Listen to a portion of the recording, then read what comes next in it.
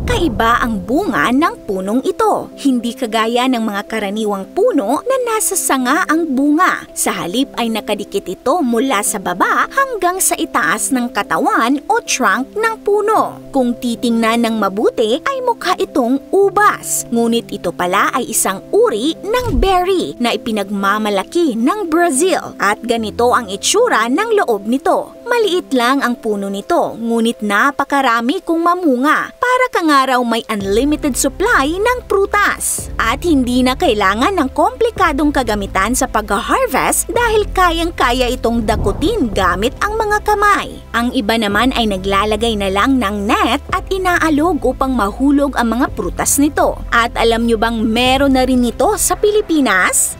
Ito ang jaboticaba o Plinia cauliflora. Isa itong Brazilian berry. Kilala rin ito sa tawag na Brazilian grape tree. Ang puno nito ay karaniwang may taas na 20 to 30 feet at umaabot hanggang 39 feet, habang ang bunga naman ay 3.5 centimeters ang diameter o mas malaki lamang ng kaunti sa isang holen. At alam nyo ba na isa raw ito sa pinaka-rare na prutas sa mundo dahil ang bunga nito ay sa trunk o katawan ng puno matatagpuan. Cauliflory ang tawag sa katangiang ito, kung saan sa trunk namumunga ang isang puno upang mas madali itong maabot ng mga hayop na siyang kumakain sa prutas at nagpapakalat ng buto nito. Maoobserbahan din ang ganitong katangian sa mas kilala nating cocoa tree o cacao at ganun rin sa kamyas. Mabagal ang pagtubo ng jaboticaba tree. Inaabot ng 8 to 15 years bago mag-mature at mamunga ang puno. Maaari itong mamunga ng 4 to 5 times a year at mag-produce ng 450 kilos ng prutas kada taon. Ngunit mabilis mabulok ang jaboticaba. 4 days lamang ang shelf life nito.